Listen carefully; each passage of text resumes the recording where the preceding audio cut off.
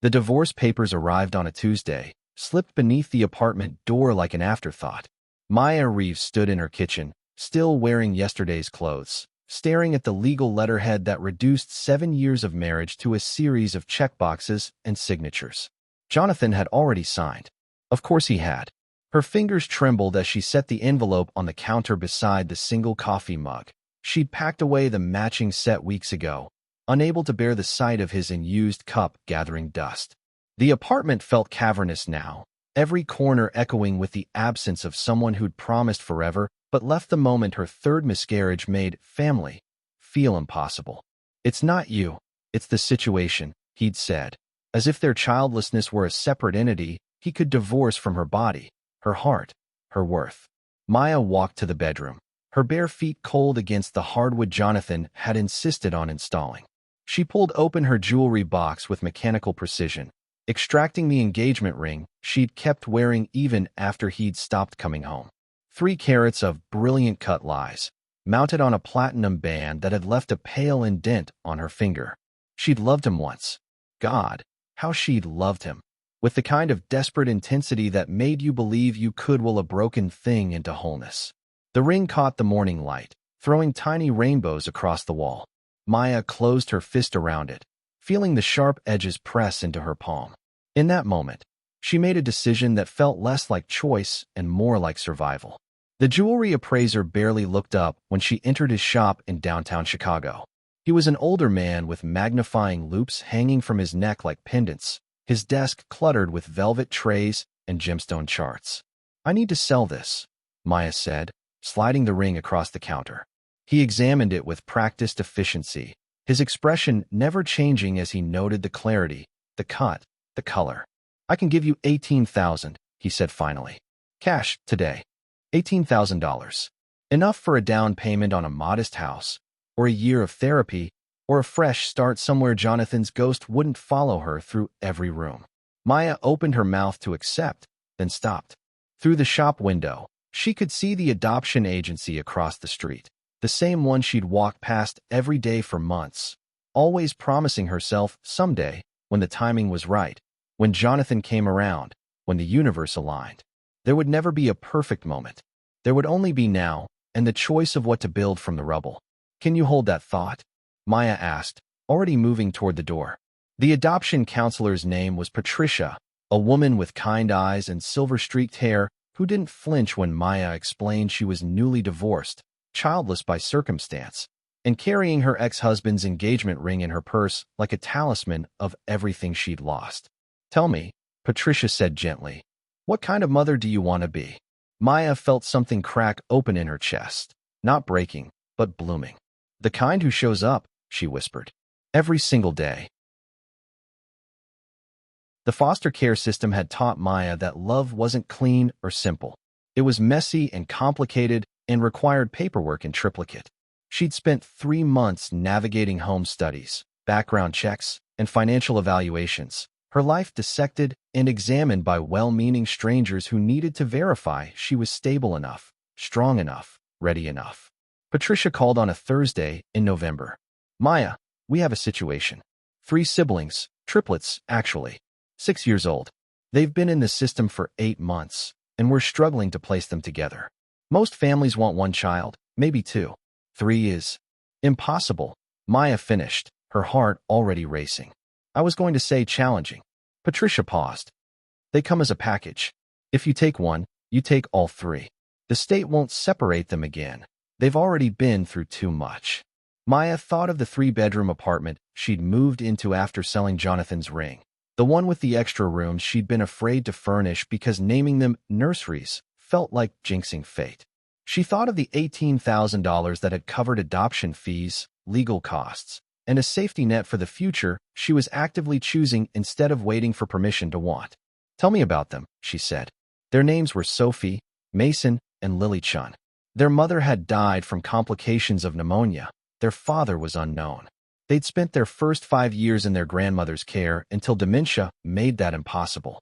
The photos Patricia emailed showed 3 small faces with matching dark eyes and expressions that held too much knowledge for children so young. Sophie, the oldest by 7 minutes, stood protectively in front of her siblings in every picture.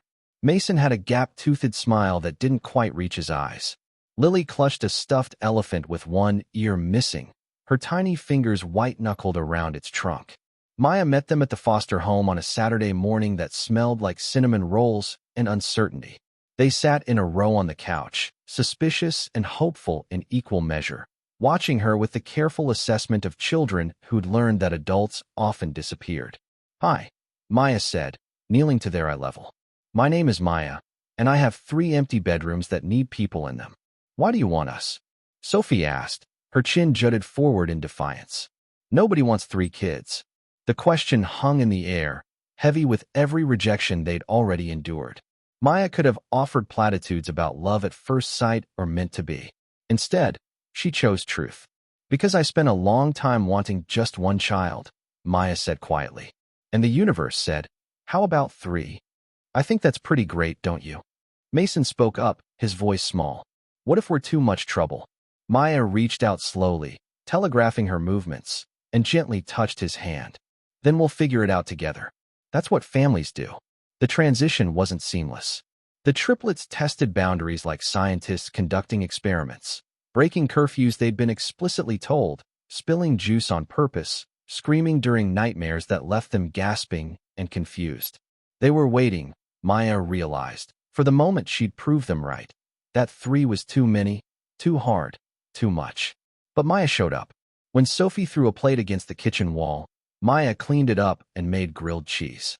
When Mason wet the bed for the 3rd night in a row, she changed the sheets without comment and added a nightlight. When Lily refused to speak for an entire week, Maya sat beside her in companionable silence, reading aloud from chapter books until the little girl finally whispered, "Can we hear what happens next?" 6 months in, Sophie finally called her mom. The 1st-grade teacher, Mrs. Morrison, requested a parent-teacher conference in March. Maya arrived prepared for bad news, behavioral issues, academic struggles, something that would confirm her secret fear that she wasn't enough for 3 children who'd already lost so much. Instead, Mrs. Morrison smiled. "I wanted to tell you in person how remarkably your children have progressed. When they started in September, they were significantly behind their peers emotionally and academically. Now," she gestured to the wall where student artwork hung. "Look at what they're creating." 3 self-portraits hung side by side. Sophie had drawn herself with a cape, labeled Super Big Sister. Mason showed him playing soccer, surrounded by teammates whose faces were actually smiling. But it was Lily's that made Maya's throat tighten. A family portrait with 4 figures holding hands under a rainbow, the words, "My Forever Family," written in careful, wobbly letters across the top. "They feel safe with you," Mrs. Morrison said simply. "That's not nothing." That evening, Maya cooked spaghetti while chaos erupted around her. Mason practicing cartwheels in the living room, Lily singing off-key while setting the table, Sophie doing homework at the kitchen counter with her tongue stuck out in concentration. The apartment that had once felt empty now thrummed with noise and life, and the particular brand of mayhem that came with raising 3 6-year-olds simultaneously. Her phone buzzed. A text from an unknown number. "Heard you adopted. Congratulations. Jay?" Maya stared at Jonathan's message for a long moment, feeling nothing where there had once been an ocean of grief. She could picture him perfectly, his designer apartment, his new girlfriend who was probably younger and more fertile, his life moving forward with the smooth efficiency of someone who'd successfully extracted himself from inconvenient complications.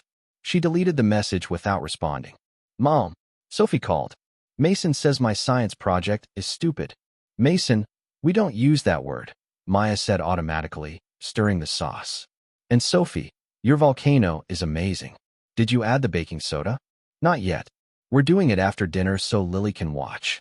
This, Maya thought, was what wholeness felt like. Not the absence of scars, but the presence of something built brick by brick from the ruins of what came before. She hadn't needed Jonathan's ring or his promises or his version of family. She'd needed only her own courage and 3 children who'd been waiting for someone to choose them. After dinner, they gathered in the backyard for the volcano experiment. Maya helped Sophie mix the vinegar and baking soda, while Mason provided dramatic narration and Lily shrieked with delight as red-dyed foam erupted over the papier-mâché mountain. Best science project ever, Lily declared, throwing her arms around Maya's waist. Sophie looked up, her expression serious.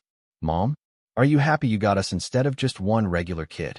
Maya pulled all three of them close, breathing in the scent of childhood, grape juice and playground dirt, and that indefinable sweetness that belonged only to them.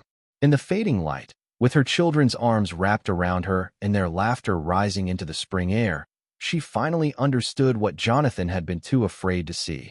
That love wasn't about perfection or timing or genetic connections. It was about showing up, every single day, for 3 heartbeats that had become her entire world. Happy doesn't even begin to cover it, Maya whispered. You 3 are my everything. And she meant it, down to the empty space on her finger where a worthless ring had once lived, now replaced by the invisible marks of 3 small hands that held her tighter and truer than any promise ever could. If you liked it, subscribe to the channel and enjoy these other amazing stories.